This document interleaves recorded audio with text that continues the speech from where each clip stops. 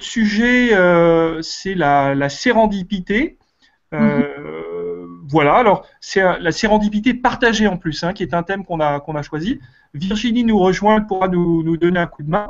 Comme j'ai une connexion un peu faible, si toutefois j'étais un petit peu en difficulté, Virginie, merci d'assurer le suivi. Voilà, alors qu'est-ce que c'est pour toi la sérendipité partagée, Marie-Christine? Tu facilites ton groupe sur Denis, Toulouse. Denis. Alors attends. Virginie, attends, il y a quelque chose. Attends. Ah. Virginie? C'est notre soirée. Comment la logistique. Ça arrive, ça fait partie de la vie, ça. Oui, c'est ça, mais c'est marrant de voir comment on trouve la solution d'ailleurs. Pas. Virginie, oui. C'est notre soirée. Comment la logistique. Ça arrive, ça fait partie de la vie, ça. Oui, c'est ça, mais c'est marrant de voir comment on trouve la solution. Pas. Virginie, oui. C'est notre soirée. Tu dois être sur deux. Oui. Sur YouTube en même temps que tu es sur Langout. Donc, il faut que YouTube rester avec nous sur Langout. Je suis en train de tout couper. Virginie, oui. C'est notre soirée. Il y a l'un d'entre nous qui a une vision YouTube en même temps. YouTube rester avec nous sur Langout. En fait, je pense. Allô, là, il y a un décalage. Il faut que tout le monde ferme toutes les autres fenêtres. Toutes ces autres fenêtres en dehors du Hangout, il faut tout fermer. Il y a une fenêtre ouverte en double. Je pense que. Allô, là, il y a un décalage. Il faut que tout le monde ferme toutes les autres fenêtres. Toutes ces autres fenêtres en dehors du Hangout, il faut tout fermer. Il y a une fenêtre ouverte en double. Je pense que. Allô? Ah, ça va mieux. Est-ce que c'est mieux? Ah oui, là, c'est parfait. Voilà. Super. Merci alors, d'avoir donné l'indication technique qui permet de... Donc, on y va. Officiellement, on y va. Bon, écoute, c'est bon, c'est parti. Donc, tu disais, Denis, tu avais fait l'intro en demandant quelque chose d'un peu particulier. Tu travailles, donc tu es directrice d'AMO Formation à Toulouse. Tu as également un doctorat en sciences de l'éducation. Tu facilites un groupe Apprendre ensemble sur Toulouse. Et puis, l'idée, bien, c'était de nous dire un petit peu qu'est-ce que la sérendipité partagée. C'était un petit peu le thème qu'on a identifié. Voilà, est-ce que tu peux nous dire qu'est-ce que c'est que la sérendipité partagée? Alors, vous dire ce que c'est, peut-être pas, mais en tout cas, ce que je trouvais intéressant, c'est, alors que j'avais en tête l'idée de sérendipité, que ça m'intriguait un peu, tu vois, ce terme, je me suis dit, mais finalement, si c'est bien cette saisie du hasard, est-ce qu'on peut imaginer une situation vécue en collectif, sans chef de file et sans leader, où on pourrait parler de sérendipité partagée? Et donc, j'ai cheminé autour de ça et j'ai eu envie, vous allez voir, d'aller faire un tour du côté de Kessler avec le cri d'Archimède qui m'avait marqué à l'époque sur la question de la dissociation. On va voir comment après je me suis emparée de ça. Et puis d'aller voir du côté de Csikszentmihalyi, j'arrive jamais à le prononcer, ce qu'il dit, lui, du côté des créatifs. Et en revisitant, c'est une expérience en fait en danse contemporaine, donc on est en dehors de nos contextes de formation, d'apprentissage, on va dire un peu plus cérébraux, un peu plus conceptuels. Je me suis dit, mais ce vécu de 5-6 ans quand même de compagnie sans chorégraphe justement, est-ce que ce serait de l'ordre de la sérendipité partagée? D'où ma proposition d'intervenir là-dessus. Alors, quand on va regarder du côté du Larousse pour avoir une définition, on va dire, officielle de la sérendipité, c'est intéressant de se dire que c'est l'art de faire une découverte, mais par hasard, pas forcément quand on cherchait ce qu'on trouve ou quand on cherchait à résoudre un problème. Il y a la notion d'inattendu, de concours de circonstances fortuits, et l'idée que finalement, on cherchait dans un thème, mais on cherchait aussi peut-être dans un autre sujet. Et que le fait que quelque chose émerge, et surtout qu'on s'en saisisse, j'ai compris que c'était ça, ce mouvement finalement de sérendipité. Alors après, on va voir du côté d'Oxborn, par exemple, qui est quand même un de nos maîtres en créativité, il parle, lui, de stimulus accidentel qui va déclencher une inspiration créative. Donc on retrouve à chaque fois cette idée de il se passe quelque chose d'inattendu et surtout je le saisis parce que sans saisie finalement il me semble qu'on ne peut pas vraiment parler de sérendipité. Alors du coup je me suis dit bon comment on saisit le hasard, est-ce qu'on peut le saisir à plusieurs, et ça m'a intéressé d'aller voir ce que disait Kessler. Parce qu'à l'époque, j'avais lu ce livre, donc le Cri d'Archimède, et ça m'avait vraiment, à moi-même, fait une espèce d'insight, une espèce d'eureka, où je me suis dit, c'est quand même génial, cette idée. Et en fait, lui, son idée, c'est de dire que il y a il appelle ça des matrices de sens qui vont se cogner, et de cette rencontre fortuite aussi, il appelle ça, c'est le concept de dissociation, donc puisqu'il y a deux univers qui viennent se rencontrer. De cette rencontre fortuite, donc je disais, va naître finalement quelque chose de nouveau, qui a peut-être pas encore le statut d'innovation au sens validé socialement, on verra après avec Midyaki ce qu'il dit, mais qui va faire un espèce de choc. Alors lui, il prend trois images, il prend enfin trois univers. Il prend l'univers de l'inventeur, l'univers du poète et l'univers du clown ou de l'humour. Et en disant qu'en fait, à chaque fois, ça se passe à peu près comme ça. Il y a une reliance de deux systèmes de référence que je n'avais pas prévu de relier, ou en tout cas que je n'avais pas pour projet de faire de façon rationnelle se rencontrer. Du coup, il a la figure du bouffon, la figure du savant et la figure de l'artiste. Donc dans le bouffon, c'est l'humour, vous l'avez compris. Dans le savant, bon, ce sera, vous savez, sur l'invention de vaccins, quand je laisse faire des choses et que tout à coup ça crée un truc bizarre et que j'essaie de l'analyser après. Et au niveau de l'artiste, on est plutôt sur l'invention créative, en laissant flotter les choses, en faisant se rencontrer par exemple des matières que je n'avais pas prévu de mettre ensemble, ou des formes. Et de cette rencontre-là va naître quelque chose de nouveau. Alors quand on revient plus prosaïquement dans Wikipédia, parce que bon, notre nouvelle encyclopédie des humanités, les exemples de dissociation que je trouvais marrant à regarder, c'est le VTT qui est un mélange d'automobile, de 4x4 et de vélo. Le Leica, par exemple, je ne savais pas, c'est un boîtier d'appareil photo avec une pellicule de cinéma. Bon, la planche à voile, le surf d'un côté, l'embarcation légère de l'autre. Et alors, est-ce qu'ils ont travaillé par dissociation pour essayer de les inventer? Ça, c'est autre chose. Mais en tout cas, c'est cette idée de rencontre. Donc, je me suis dit qu'il y a quand même un rapport entre la sérendipité et la dissociation. Alors, soit je vais organiser des occasions de dissociation, soit je vais en tout cas, quand deux matrices comme ça vont se heurter, saisir ce qui va se passer de ce choc pour finalement être dans de la sérendipité.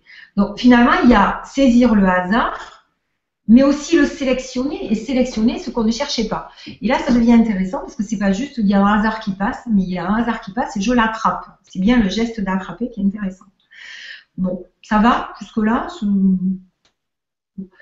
Donc, quand on va regarder du côté de Niali, Csikszentmihalyi, lui, je me suis dit, mais est-ce qu'il dit qu'il y a des contextes sociaux de créativité, puis qu'est-ce qu'il dit de la créativité? Puisque finalement, j'ai trouvé qu'il y avait un lien assez direct entre sérendipité partagée, en tout cas pas partagée, créativité des personnes et créativité de groupe.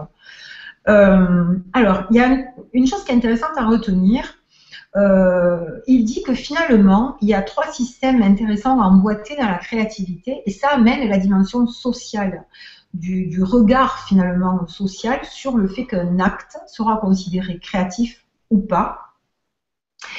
Il y aurait une interaction entre le domaine qui est fait de règles, de procédures, le domaine de l'écriture, le domaine du théâtre, le domaine de la formation, par exemple, le domaine de ce qu'on pourrait appeler le domaine de l'innovation en formation, qui a ses règles et ses us, ses coutumes.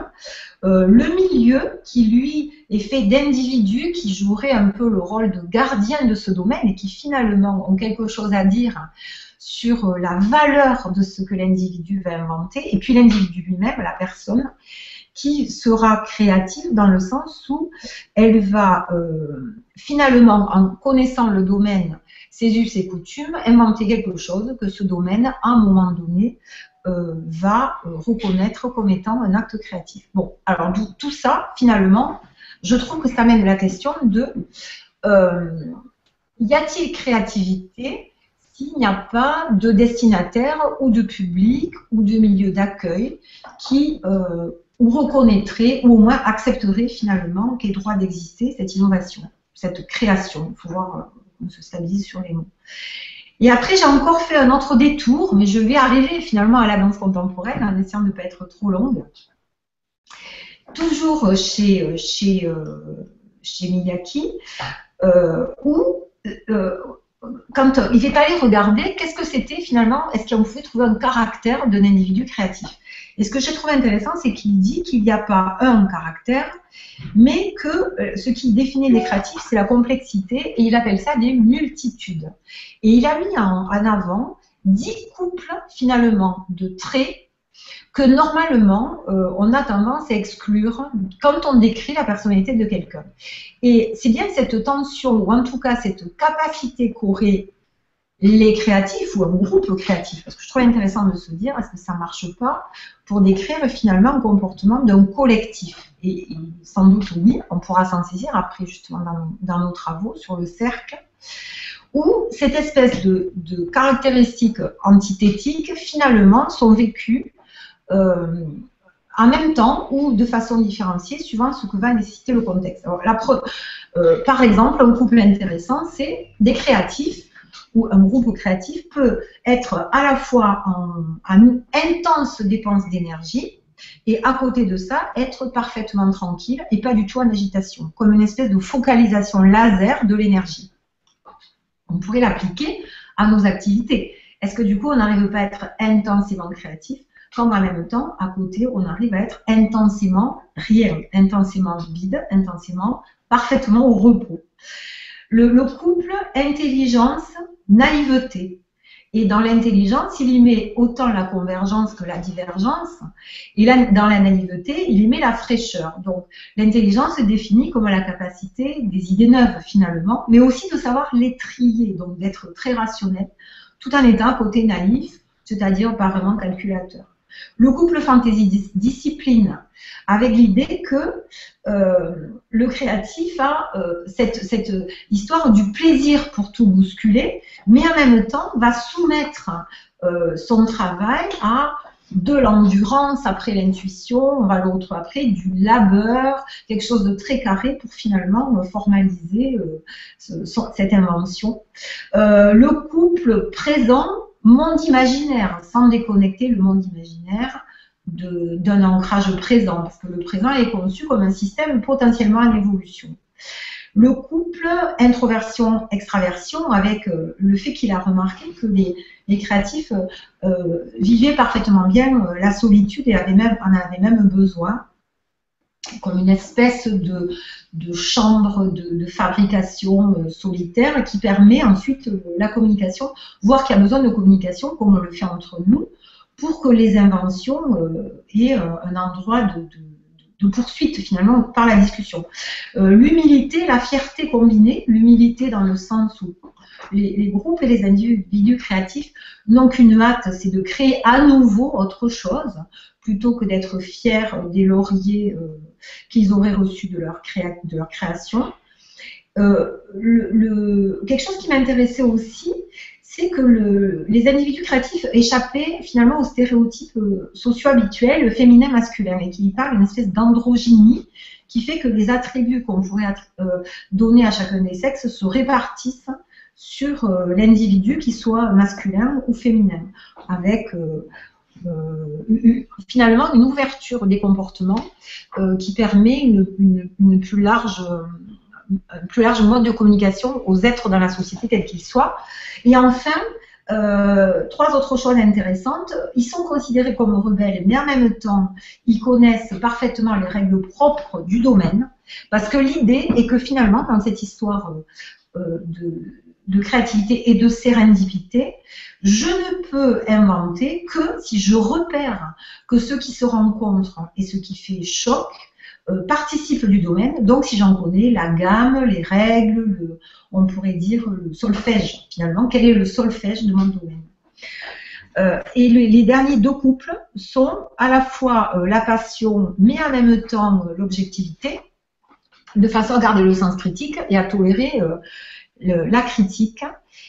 Et finalement, le dernier point, c'est un petit peu long, mon inventaire à l'après-vert, c'est la question de la joie, du plaisir, qui vient discuter avec la souffrance, et la souffrance liée à ne pas être satisfait de ce qui a été fait, souffrir d'avoir peur de ne pas pouvoir inventer autre chose après, et la grande joie d'être non pas dans la production d'une innovation, non pas dans l'output, mais d'être dans le processus, dans l'état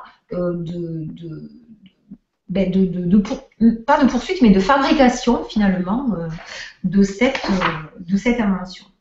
Bon, du coup, au-delà, et après on va voir ce que ça peut donner dans cette histoire de danse, au-delà de cette question des individus créatifs, on pourrait l'étendre en se disant, est-ce qu'un groupe pourrait être créatif parce qu'il y aurait un partage finalement de ces caractéristiques entre les membres, ou est-ce que finalement, si on regarde un groupe fonctionner, il n'est pas en train de mettre en dynamique en permanence ces tensions, mais bien vécues, autour de ces 10 pôles qui pourraient être antagonistes, mais qui finalement créent une vie. Voilà, peut-être si vous voulez réagir à ça avant que je passe à la... Moi, je peux bien réagir. J'ai bien aimé tes figures là, du clown, du savant et de l'artiste comme figure de la rencontre dans un groupe qui produisent des formes d'émergence différentes. Donc, on a un côté clown, un côté artiste, un côté savant, et selon cette posture-là, l'émergence va prendre des formes différentes. Moi, je voudrais te poser une question. Comment, finalement, ces émergences peuvent être utiles pour apprendre ensemble? C'est-à-dire, comment est-ce que ça reste une émergence pour soi? C'est-à-dire que tout d'un coup, j'ai une découverte et je la prends pour moi? Ou est-ce qu'au contraire, il y a une idée de partage, puisqu'on parlait de sérendipité partagée? Alors, tu vois, après, quand j'ai regardé justement du côté de ce qu'on avait pu faire en danse contemporaine, je me suis dit, mais en fait, c'est une situation de groupe où l'objectif était de faire une création collective. Donc déjà, de fait, l'émergence, quand elle se produit, elle ne peut qu'être partagée. Sinon c'est un solo.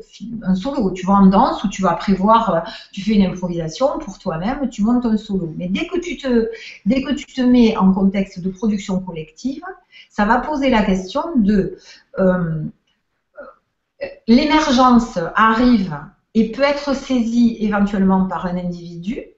Et la question est comment elle est saisie par plus qu'un, comment elle est, si elle n'est saisie que par un, portée au groupe, mais comment le groupe peut la repérer comme étant une émergence intéressante.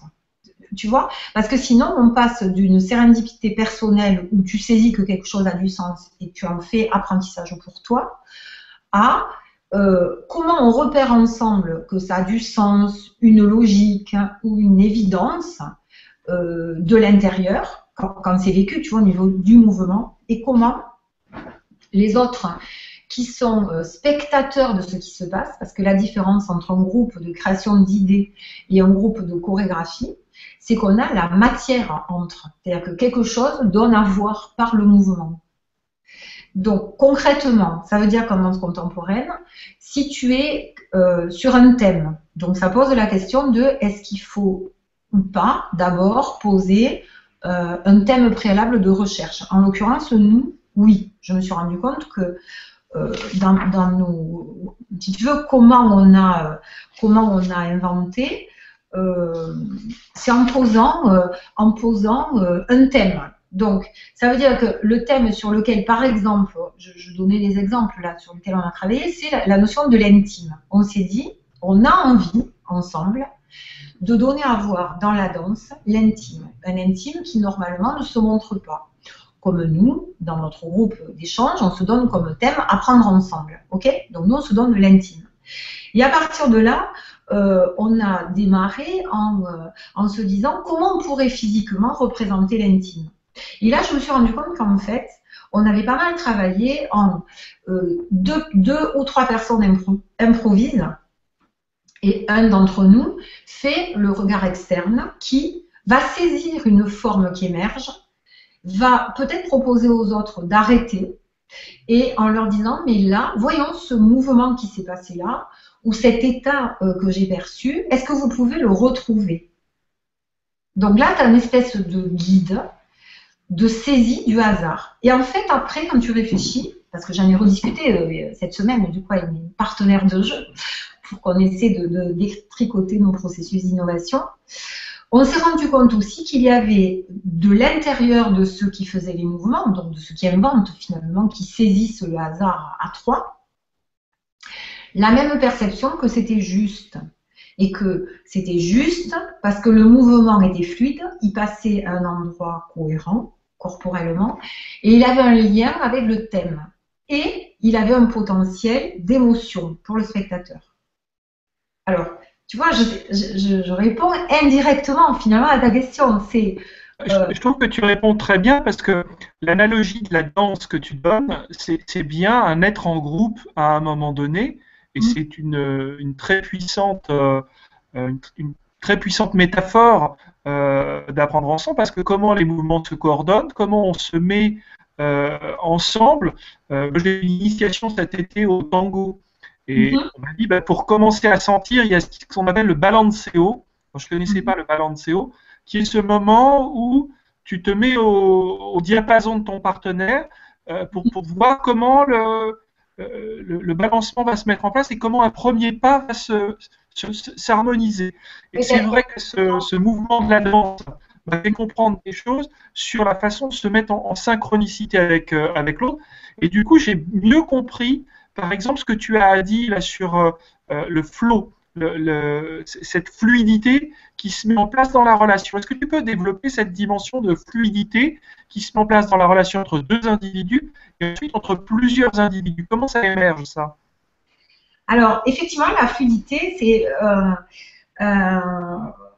alors, ce dont on s'est rendu compte, tu vas voir, je vais revenir à la fluidité par le non-jugement. En fait, on s'est dit, mais finalement, comment on décidait que ce geste était bon et que celui-là ne l'était pas? Parce qu'en plus, on avait donc choisi qu'il n'y ait pas de chorégraphe. Tu vois, pendant 5 ans, on a travaillé en auto-chorégraphie.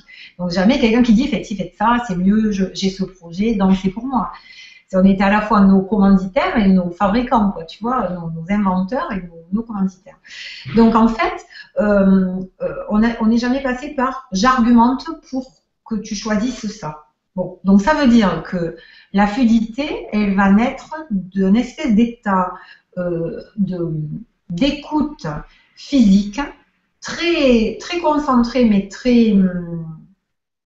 posé, très serein, qui fait que dans un thème donné, donc un thème, je te dis l'intime, dans cet intime, un de nous dit, par exemple, l'intime, c'est dormir. Dormir, être dans son lit, dormir. Et quand on dort, on bouge.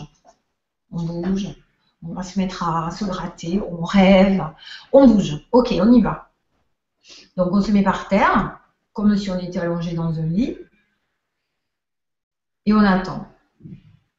Donc tu vois, on trouve cette histoire de qu'est-ce qui est le moment, quoi. Et sans qu'il y ait de décision, dans ce sous-thème du thème, fait une proposition de mouvement qui va peut-être aller vers l'autre, et l'autre qui est allongé à côté va sentir que ce mouvement peut se poursuivre par ce que le premier a amorcé. Donc ça veut dire que la fluidité, c'est en fait une espèce de poursuite du mouvement que le corps et l'émotion sont logiques, physiquement et énergétiquement, avec la proposition de l'autre. On est vraiment sur la notion de proposition. Donc là, ça va être la fluidité entre deux individus, mais la fluidité dans un mouvement lui-même, c'est quand le chemin que prend le corps n'est pas intellectualisé et n'est pas inconfortable. Il y a l'espèce d'esthétique efficace dans le geste sportif, comme on peut l'avoir dans la danse. Il y a une efficacité de chemin, c'est-à-dire si je vais par là pour aller là-bas, je suis mal, je ne suis pas confortable. Donc il y a une fluidité de l'évidence physique qui fait que si je veux aller là-bas, c'est mon coude qui va y aller et la main, elle se retrouve normalement là-bas. Tu vois, ce que tu me dis, moi, ça me fait écho aux échanges qu'on peut avoir sur des forums en ligne, Ouais. où est-ce que l'un expose son idée et se soucie pas de ce que les autres ont dit, ou est-ce qu'au contraire, il épouse une pensée qui commence à se construire, apportant un premier échange, et puis du coup, il y a un deuxième, puis un troisième qui se mettent dans ce flot-là, dans ce flux, et du coup, ça prend un sens collectif beaucoup plus large, alors que parfois, dans certains forums, on voit chacun qui fait sa proposition et ne se soucie pas des autres. Alors que donc, il écrit par rapport à la danse, moi je fais ça comme transposition, soit dans un groupe physique, où Ouais. il y a cette esthétique du groupe physique et puis de la relation, mais également des échanges en ligne, où à un moment donné, je sens aussi que certaines pensées épousent les autres, ou que d'autres viennent les contrarier, et finalement coupent les échanges entre les participants. Moi, ça m'évoque ça, ce que tu indiques en termes de fluidité. Virginie, oui. Oui, je voulais juste dire, moi, ça m'évoque plutôt, enfin aussi mon expérience dans une chorale en fait de chants anciens, où en fait tu expérimentes les mêmes choses en fait. Tu as la vibration personnelle qui vient s'harmoniser avec les autres vibrations, puis ça fait un flow général. Mais par contre, le regard extérieur, c'est aussi bien parce que le flow général, je dirais quelquefois, il est un peu cacophonique s'il n'y a pas ce regard extérieur. Mais par contre, à l'intérieur, tu n'as pas l'impression que c'est cacophonique, tu as l'impression tu es dans un flow de toute façon. Donc, je trouve qu'il y a un parallèle aussi à faire avec les groupes de chant, parce que ça, c'est très, très proche aussi. Et puis peut-être que au niveau communication, certaines personnes le ressentent dans leur corps parce qu'ils sont plus physiques, et puis d'autres le ressentent plus peut-être dans le chant. C'est un parallèle à faire un peu différent, mais qui est très, très proche, je pense. Ouais, Voilà. c'est super parce que du coup, ce qui est vachement intéressant, c'est que ce qu'on est en train de lier, c'est comment tu as une fluidité interne d'abord, en fait, parce qu'à l'interne de toi, il n'y a pas une fluidité. Du coup, le passage de relais, soit tu essaies de te convaincre toi-même et du coup, c'est un peu heurté, soit le passage de relais, il est finalement pas très généreux, quoi. Donc tu vois, dans le mouvement en danse, surtout quand tu es dans une improvisation, il faut que ton improvisation, elle soit finalement assez naïve et généreuse en même temps, tout en étant très centrée. C'est pas n'importe quoi, je m'agite sur un thème, c'est quelle est la perception que j'ai pour donner ça, quoi. Et l'autre s'en saisit dans le rythme, dans le mouvement, dans le silence, ça va le faire sauter, ça va le faire s'écraser par terre. Et tu vois, alors il y a un truc que je veux reprendre sur ce que tu dis. Alors il ne reste plus que 2-3 minutes pour terminer peut-être cet échange, puisque c'est des échanges qui sont calibrés sur à peu près une demi-heure. Ouais, vas-y, je sais pas. Peut-être quels seraient les conseils que tu pourrais nous donner pour utiliser cette sensation-là que tu viens de nous exposer à travers la sérendipité et puis la métaphore de la danse. Qu'est-ce qu'on peut faire de ça pour mieux apprendre ensemble? Je pense qu'il y a quelque chose au niveau du rythme. Qu'il est important de plus écouter entre nous, enfin qui peut être intéressant d'écouter et de plus capter l'état de chaque membre du groupe qui fait nos propositions et sans être justement le facilitateur. Tu vois, en étant nous, les gens entre nous, sans facilitateur justement. Et après, s'il y a un facilitateur, ben, ça peut faciliter. Mais d'être plus à l'écoute de ce que dit quelqu'un, dans quel rythme il le dit, du silence qui suivrait ou d'un mouvement corporel qui suivrait l'accueil d'une autre parole, de façon à ce qu'on soit moins en recherche d'argumentation et plus en continuer l'histoire quoi ensemble, tu vois. Voilà. Donc je pense que la réécoute du rythme pourrait nous servir. Bah, écoute, je te propose qu'on s'arrête là-dessus. C'était vraiment intéressant ce détour par la danse et ce que tu nous as apporté. Je trouve que ça éclaire parce que effectivement cette mise en rythme de groupe, cette façon d'être les uns avec les autres, plus à l'écoute et en continuité d'un geste et d'un mouvement, et puis ça se répond. Et puis au bout d'un moment, il y a quelque chose de fort qui se passe entre les individus et on a pratiquement la sensation du ballet. Je trouve que c'est une très belle une très belle image que tu nous apportes là. En tout cas, un grand merci. Bon, merci à vous parce que ça m'a permis de me replonger dans tout ça qui a été vraiment pour moi des années de pur bonheur et j'ai pu réinterviewer mes partenaires de jeu qui étaient ravis d'échanger ça avec moi. Donc, merci. Bon, bah écoutez, bonne soirée à eux. Merci pour ton appui technique, Virginie. C'est moi. À bientôt. À bientôt. Au revoir. Ciao, ciao. Ciao.